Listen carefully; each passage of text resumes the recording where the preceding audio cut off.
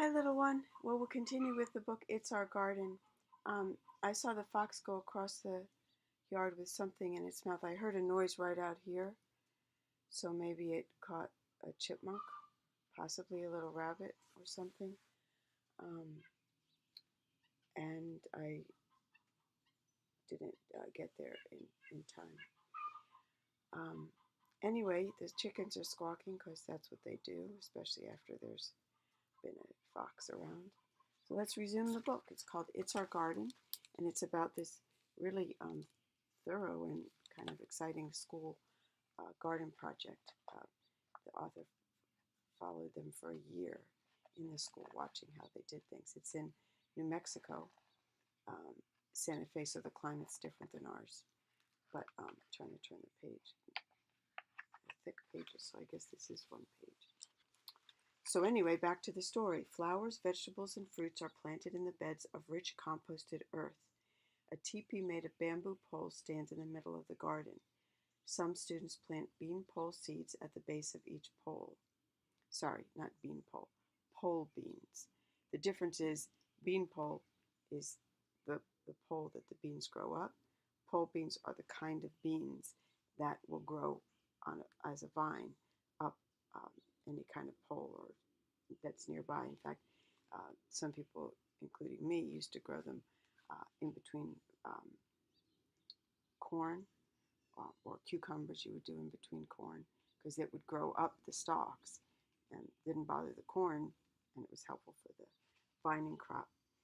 But pole beans are the ones that grow up the poles, and when they make a teepee out of it, it can be quite pretty. In fact, I saw in a gardening book, which I tried doing this for your mom. I don't know if we ever got all the way, maybe close. But you make a teepee, but you leave one section without um, bean seeds so that that section a little child can crawl into and be inside a teepee surrounded by beans all around them, bean plants, because they get pretty thick and lush, and that would be a fun hideaway.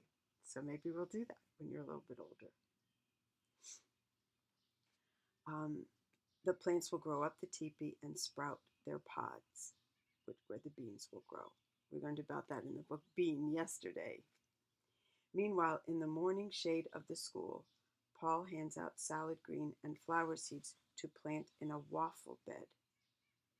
The bed's low walls of adobe bricks help keep water in. I never saw that. They will have a much bigger struggle with water out there because that's a desert climate than here, where it rains with some frequency this year, especially. Another group of students plant squash seedlings. Danielle helps a student transplant a tomato seedling. Once the seeds and seedlings are in the ground, the beds are watered and covered with a mulch of straw to keep the soil from drying out. We do that here too, even though we don't have the same struggle with moisture that they have there.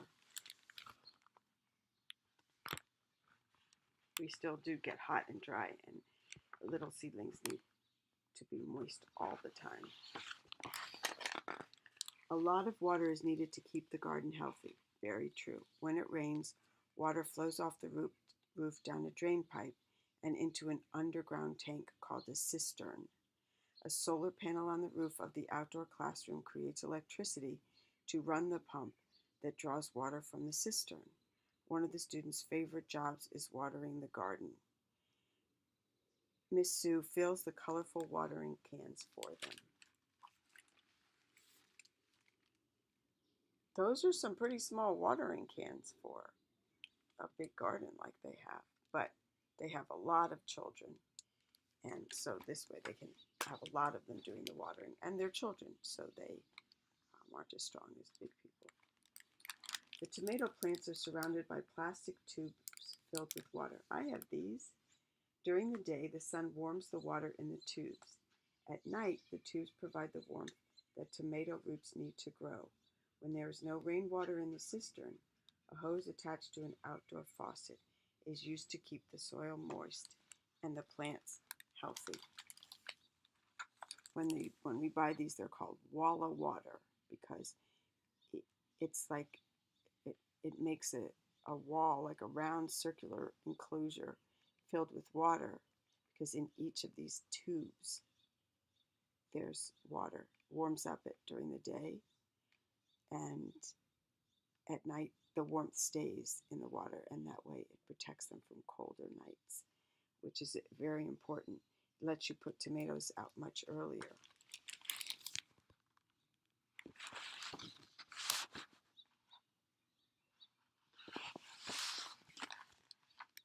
Even when the students aren't at school, there's a lot going on in the garden. A post with holes drilled into it becomes a nesting box for mason bees, which don't sting. Birds come to eat at the feeders. Worms are busy eating and making tunnels in the compost pile. Flowers produce a sweet liquid called nectar. When a bird, a bee, or a butterfly goes into a flower to drink the nectar, a powder called pollen sticks to them. When they fly into another flower, the pollen rubs off. Pollen allows the flower to make the seeds that will grow into flowers, fruits, or vegetables. This process is called pollination. Those are mason bees. We have a mason bee home like that. We have many kinds of bees doing pollination, and certainly many birds. And we also have honeybees and honeybee hives here. In the early spring, a teacher orders butterfly cocoons by mail. When they arrive, the students put the cocoons in a net cage to raise them in the classroom. When the butterflies emerge, they are taken to the garden and released so they can pollinate the plants. I didn't know you could order butterfly cocoons. We do have a lot of butterflies here. We have swallowtail butterflies. Sometimes we have monarch butterflies. We have something called fritillary, I think a Diana fritillary or something like that. We have cabbage moth, and we have a lot more.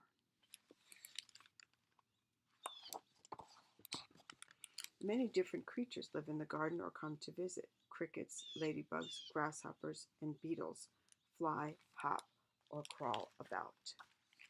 You will see many bugs in this garden too. We could even have a bug collection, either saving the bugs or saving drawings of the bugs. Pillbugs, also called roly-polies, gophers, and even garter snakes can be found living among garden plants or tunneling in the soil. I don't know if we have gophers, but we have these bugs and that snake. We've already had a snake a little smaller than that in the kitchen. There are lots of things in the garden to write and draw about. An easel in the middle of the garden invites anyone to draw what they see or write down. Anyone to draw what they see or write down their thoughts and experiences. We couldn't keep an easel like that in our gardens, could we? Not if it wasn't undercover, because it rains almost every day some of these spring and summer days. Some students use leaves to make leaf prints. Their art decorates the greenhouse and the outdoor classroom. We can do this too. I used to have a roller. I made prints when I was, way back when I was in school. I guess that's still the roller. I took an art class and we made lithography prints. The squirrel is back, but I'm going to ignore him because I want to read the book. While the plants are growing during the warm spring days, there's still a lot of work to do in the garden. Students mix sand, dirt, water, and cut up straw to make adobe bricks. I've never done that. The bricks are used to make the low walls for waffle beds. In the Southwest, adobe bricks are still used to build homes. This book, of course, is about a garden in the Southwest of the United States.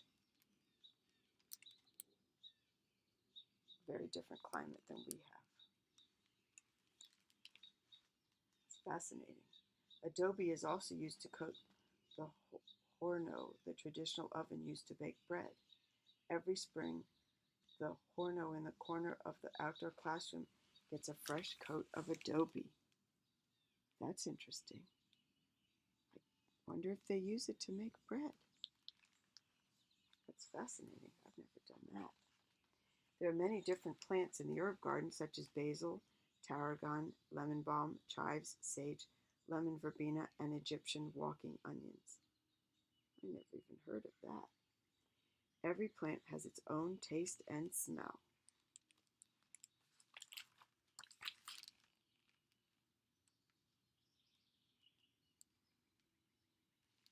Radishes are harvested in the spring. Miss Sue asks some students to pick the radishes. After washing the dirt off them, the children bite into the bright red vegetables. One girl finds hers too spicy and drops it into the compost pile. More food for the worms.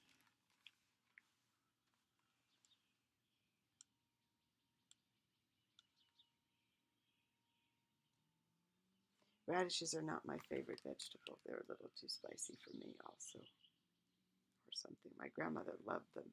In France, they make these strange little sandwiches. It's called gradie au beurre. Yes, radish and butter. They slice them very thinly, and they take good bread, put a layer of butter, and thinly sliced radishes on top. My grandmother loved that. She spent part of her growing up in Paris.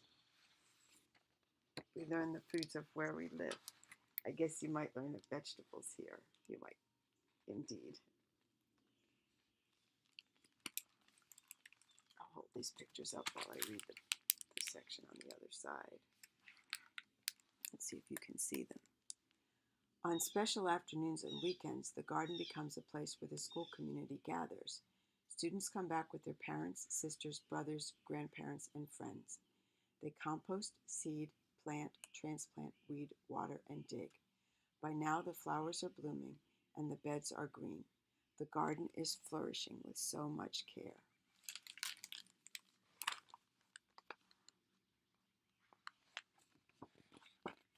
Garden chores continue into summer. School is closed, but the garden is a beehive of activity. It provides the setting for music and gatherings of children. Let's see if I can put this in there. Children, grown-ups, friends, and families. The music fills the garden with joy.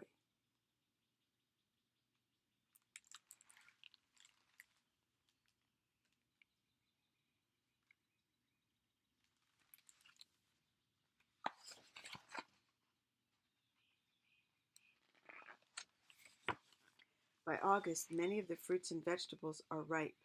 Cooking and eating becomes an ongoing activity in the garden. A father helps the children make pizzas on one community day. First, they mix and punch the dough, then they roll it out with a rolling pin and pour oil on the flat dough. Ripe tomatoes are cut up and go on top. And last, of course, is the grated cheese. After a hot fire burns down in the horno, they do use it, the coals are leveled and the pizza goes in. When the sizzling pizza is taken out, a group of hungry gardeners appears. The slices disappear like magic. Fortunately, there are many more pizzas to come. Look at that. They do use that oven. That's fascinating. Here's a drawing of it, and here's the actual oven cooking a delicious pizza that came hot out of the oven, homemade from things that they grew. Maybe we'll do that in our own oven because we don't have that kind of oven. Let's see how many more. I think we could finish this. Summer is over and another school year begins. The leaves on the trees are turning color, and many of the garden's fruits and vegetables are ready to be picked. Students take turns disappearing into the teepee to pick pole beans from the vines. We're definitely going to do that for you, my man. One of the garden beds was planted in a traditional Native American way. It's called a Three Sisters garden. corn is planted together with pinto beans and squash. That's like what I was talking about. The bean vines grow up the corn stalks. The corn and squash leaves shade the soil to keep it moist. Pinto beans are harvested after the pods dry up and turn tan. When you let beans dry like that, then you take the bean seeds out from the inside, put them in a jar when they're completely dry, and they'll last for months and years that way, and then you can cook them long after the garden is finished. By September, most of the tomatoes are ripe. Each student is given a limit as to how many they can pick, so there are enough left for later classes. As the fall goes on, the days start getting cooler. Some of the tomatoes are still green. Allie shows the students how to ripen green tomatoes by putting them into a paper bag with a banana, or banana, depending on where you come from. You can also do that with an apple. I think it gives off something called ethylene gas, and I think that helps to ripen it. Also, I have some good recipes for green tomatoes, so sometimes we use them for that. It's delicious. Like when you're making scrambled eggs afterwards, you can do this with red tomato or with green tomato, but you slice it and put it in cornmeal with a little salt and pepper, and then just fry it lightly. That way it's delicious. If it's green, it's a little firmer, so it stays that way and has a bit more bite to it, but you can do it with red tomatoes too. Miss Sue shows some children how to harvest, I think I showed you this picture, but just in case, how to harvest potatoes. Using a shovel or a trowel, the students carefully dig down next to the stem. Since potatoes spread out as they grow, digging must be done carefully so that the shovel does not cut into them. Later, Allie helps them identify the different kinds of potatoes they have harvested. They have something called, in the picture you can see something called fingerling potatoes. They're small, like about the size of fingers. I have some that I'm going to plant. They were in a box from Roots last year. Hopefully they didn't get burned in the sun yesterday when I didn't get a chance to move them after they sprouted. It's kind of cute in this drawing that a child did. He's aware of the fact that potatoes are roots. Well, they're tubers that grow on roots, but he spelled roots with only one O, so it spells rots, which is kind of funny.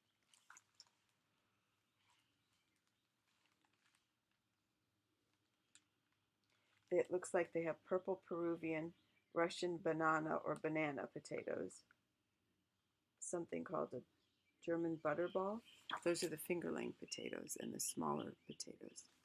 Or you can grow big potatoes like Idaho baking potatoes, which Idaho is famous for, or the golden yellow ones, Yukon Gold and other ones like that. Oh, I have a seed catalog just of potatoes, hundreds of kinds.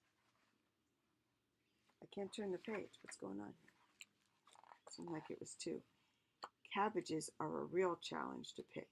Their long, strong roots test the strength and stamina of some of the bigger kids. That is a very nice head of cabbage. And I'm actually getting leaves that are that big this year. Mine haven't fully headed yet, but they're starting because I started them on March, like the 1st of March, because we had that warm spell, and then I kept them under plastic and away from chickens. Lemon cucumbers, also called apple cucumbers, are a new experience for most of the children. The children like them because they can be eaten like apples.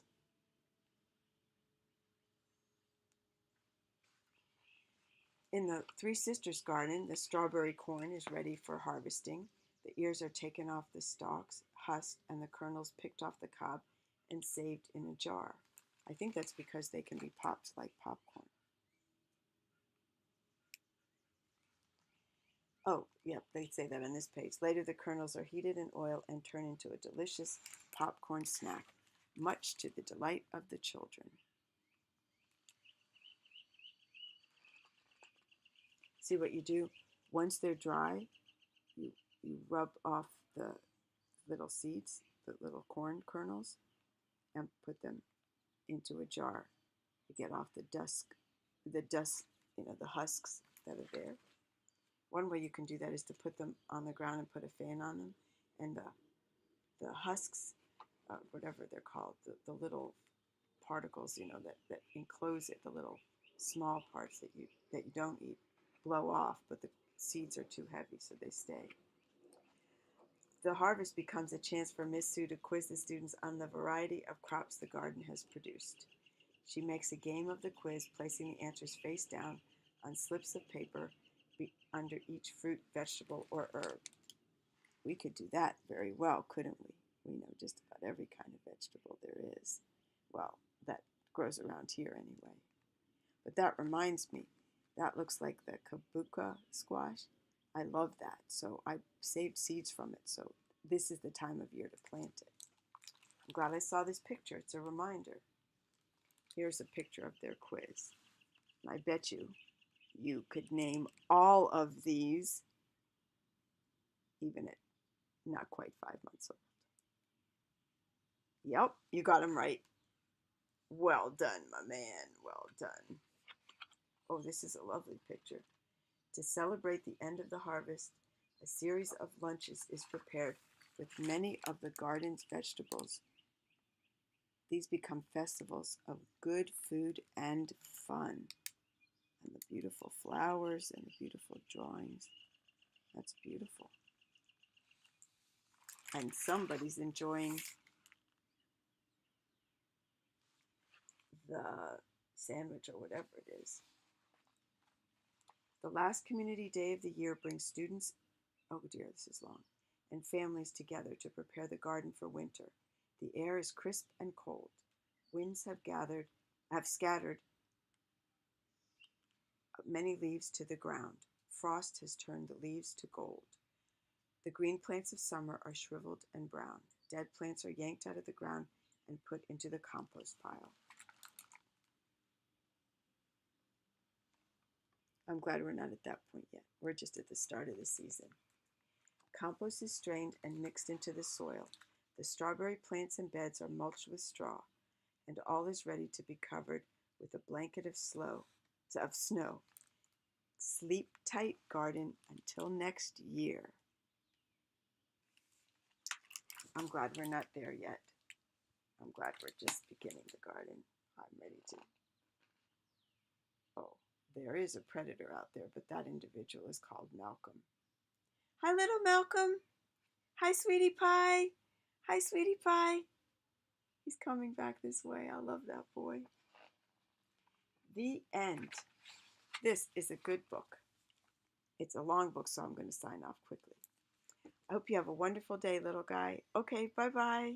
I'll be working in this garden today. Bye-bye.